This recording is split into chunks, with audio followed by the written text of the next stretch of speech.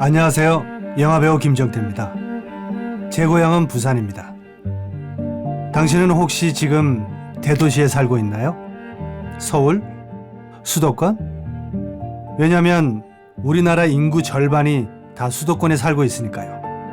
그런데 혹시 그거 아시나요? 가까운 미래에 부산이 없어질 수도 있다는 거. 믿기 어려우시다고요? 그럼 지금부터 우리의 이야기에 한번 귀 기울여 보시기 바랍니다. 먼저 한국인들에겐 참 복합적인 감정이 드는 묘한 도시죠. 일본의 심장 도쿄에서부터 이야기를 시작해 보겠습니다.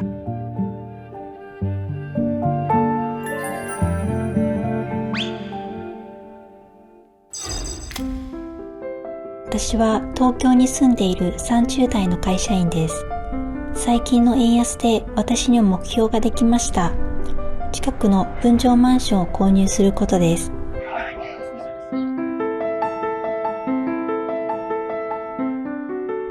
頭金のためにできるだけ貯金をしなければなりません。 리미 씨가 살고 싶은 곳은 현재 집에서 불과 500m 떨어진 곳입니다. 작은 강 하나만 건너면 되는 곳. 손 닿을 듯 가까운 곳인데 아이쿠, 집값은 3배가 비쌉니다. 500メートル行くと私が解体新築分譲マンションがある中央区になります。 그녀의 집은 월세 100만 원 정도의 작은 원룸입니다. 인근 시세 150만 원보다 싸게 잡았다네요. 이 지역은 괜찮은 가격의 독신자 아파트가 제법 있습니다. 리미 씨는 열심히 일한 덕분에 몇 년 전 IT 기업의 정규직이 되었습니다. 하지만 이건 끝이 아닌 시작이 되었네요. 리미 씨는 좀 더 안락한, 이왕이면 방이 2개여서 가족이나 친구를 초대할 수 있는 집을 갖고 싶습니다.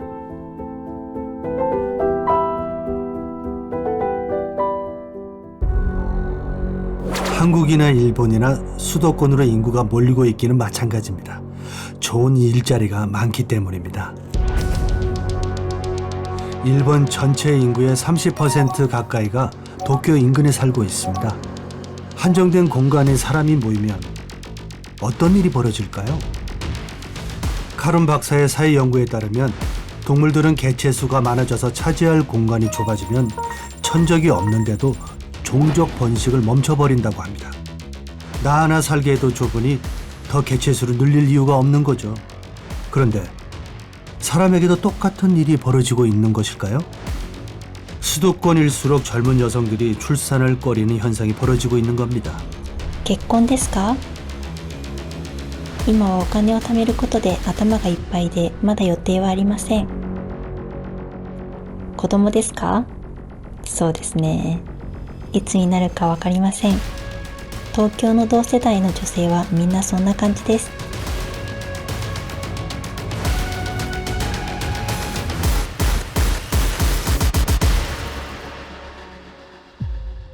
너도 나도 도쿄로 몰리면서 일본의 지방은 점점 텅텅 비고 있습니다.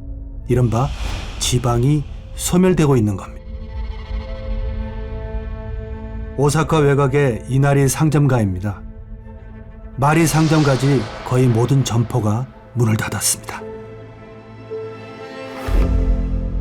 과거엔 이 지역도 다양한 상점이 즐비했고 활력이 넘쳤다고 합니다. 이곳에서 80년을 살았다는 주민 한 분을 만났습니다. 13ぐらいの時はもうここ通られへんのだよ。店屋がもうこの通りしかなかったから、いや今の市場みたいなもんで、八百屋、玄関屋、肉屋、魚屋。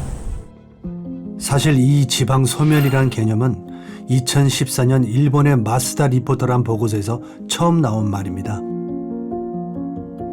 일자리를 찾아 가임기 여성이 지방을 떠나 수도권에 몰리면 그 지방은 결국 소멸된다는 개념입니다.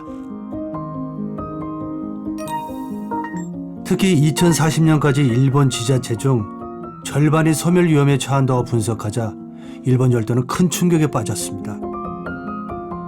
이 보고서를 쓴 마스다 히로야 전 총무상은 지방에서 인구가 감소하는 근본 이유를 저출산이 아닌 젊은 여성의 이탈이라 지목해 주목받았습니다. 지방에 살던 그녀들이 이동한 곳은 다름 아닌 도쿄 인근이었습니다. 지방이 소멸되는 과정을 볼까요? 젊은 여성이 지방을 떠나 도쿄로 몰리면 지방은 수요가 줄고 일단 상권이 먼저 붕괴됩니다. 상권이 붕괴되면 기업이 떠나고 기업이 떠나면 일자리가 없어지죠. 점점 남아있는 사람들조차 살기 싫은 마을이 되고 결국 모두 떠나며 없어지는 겁니다. 마스다 전 총무상의 10년 전 예상은 불행하게도 대부분 적중했습니다. 일본은 지금 사람이 살지 않아 없어지는 마을이 급증하고 있습니다. 놀라운 통찰력을 보였던 그를 우리는 만나봤습니다. 그리고 더 놀라운 이야기를 들을 수 있었습니다. 10년 전 충격의 전망치보다 지금 도쿄 상황은 더 충격적이라는 것이죠.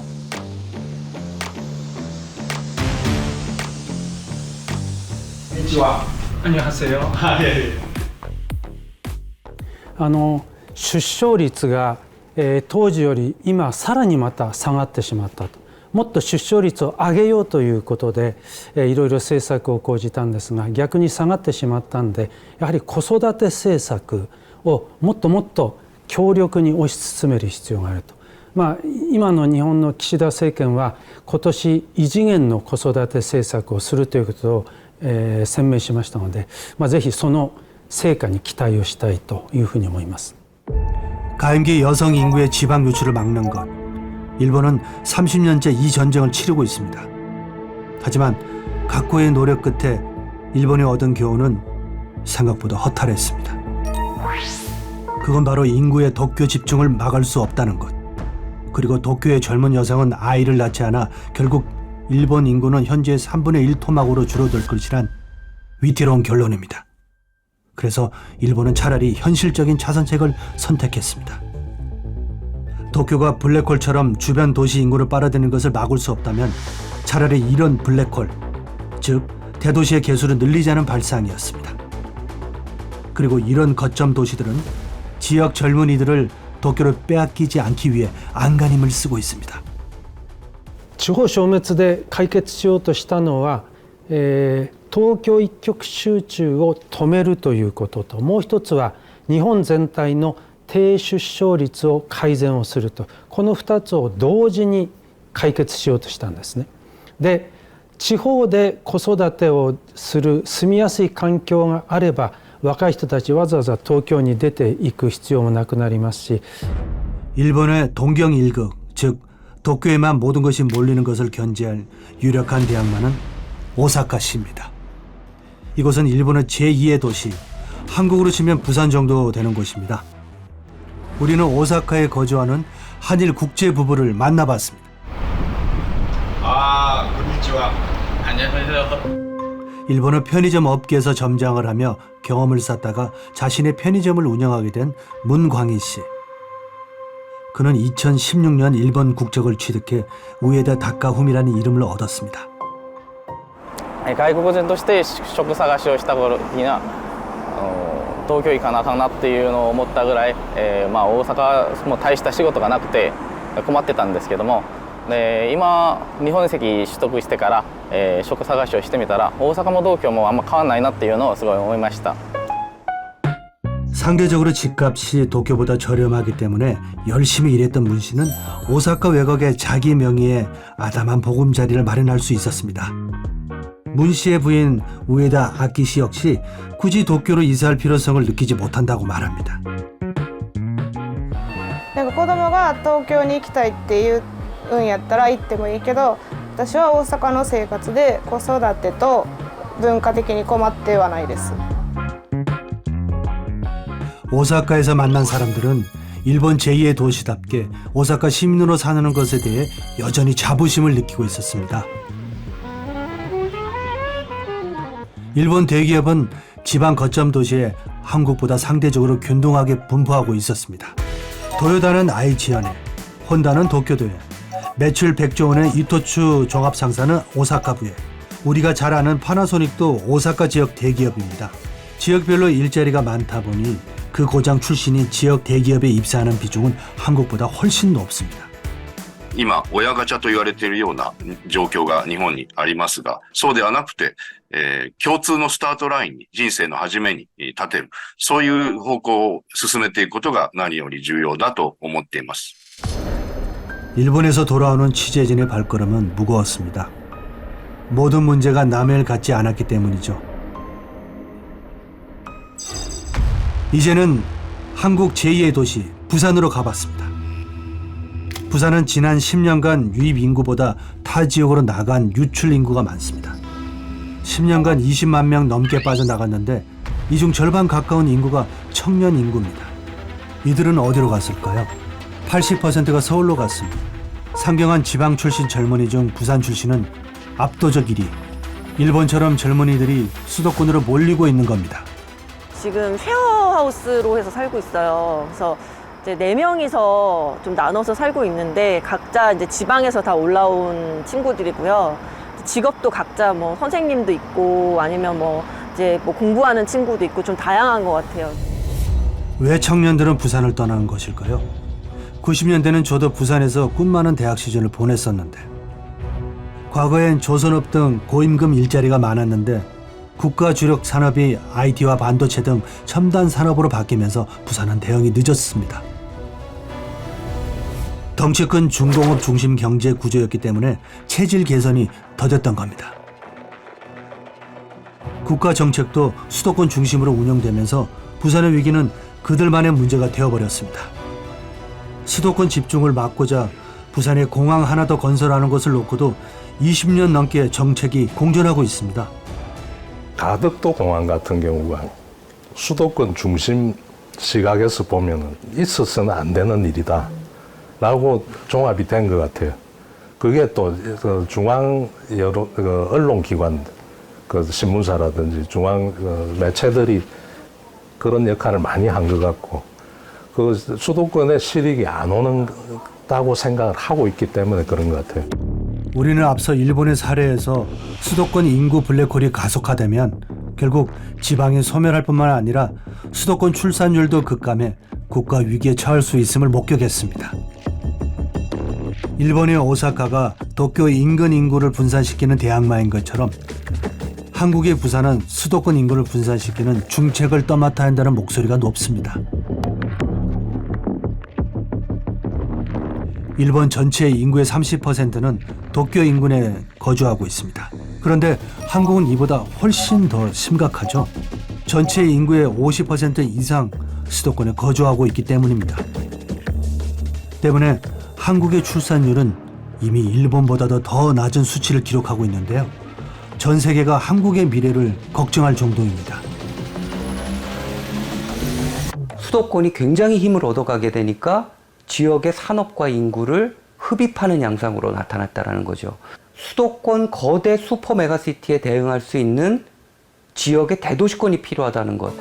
수도권에 비해서 규모는 작더라도 그 문화적인, 지역적인 특색을 살릴 수 있는 대도시권. 부산 지역이면 부산 주변 도시들과 연계 협력이 가능해서 튼튼한 뼈대, 교통 시스템을 잘 갖추고 또 기업을 유치해서 에너지를 발산시킬 수 있는 어떤 그런 지역을 만드는 것. 이른바 부울경 메가시티 프로젝트. 각자 서로의 인구를 끌어들이려는 경쟁보다 이제는 하나의 생활권이자 경제권으로 묶는 경제동맹이 그 어느 때보다 절실하다는 목소리가 커져가고 있습니다. 대한민국을 한 바퀴로 돌려서는 멀리도 갈 수 없고 빨리도 갈 수 없습니다. 이제는 대한민국을 2바퀴, 3바퀴, 4바퀴로 돌려야 됩니다. 대한민국을 2바퀴로 만드는데 부산이 중심에 서겠습니다. 그래서 남부권이라고 하는 또 하나의 새로운 성장축을 반드시 만들어야 대한민국의 미래가 있다고 생각합니다. 부산은 최근 중공업과 제조업 일자리가 지속해서 빠져나가는 위기 속에서도 한 줄기 빛을 맞이하고 있습니다. 부산의 오래된 미래 영도는 문 닫은 조선소와 공장을 개조한 카페가 생겨나고 흰여울 문화마을 등 부산의 과거와 현재의 민낯이 톡톡 튀는 관광 상품으로 탈바꿈하고 있습니다. 해외에선 이미 버려진 창고와 공장이 다양한 용도로 리모델링되어 세계적인 관광지가 된 사례가 많은데 부산의 원도심이 이러한 조건과 유사한 점이 많기에 변화를 꾀하고 있는 거죠. 리부팅 지방시대 2부에서는 부산의 구도심에서 새로운 변화를 모색하는 젊은이들의 꿈과 열정을 소개합니다. 관광 특구 해운대를 능가하는 부산의 색다른 볼거리와 잠재된 소프트 파워들, 지방 소멸을 막기 위한 흥미로운 도전들이 다음 편에서 계속됩니다.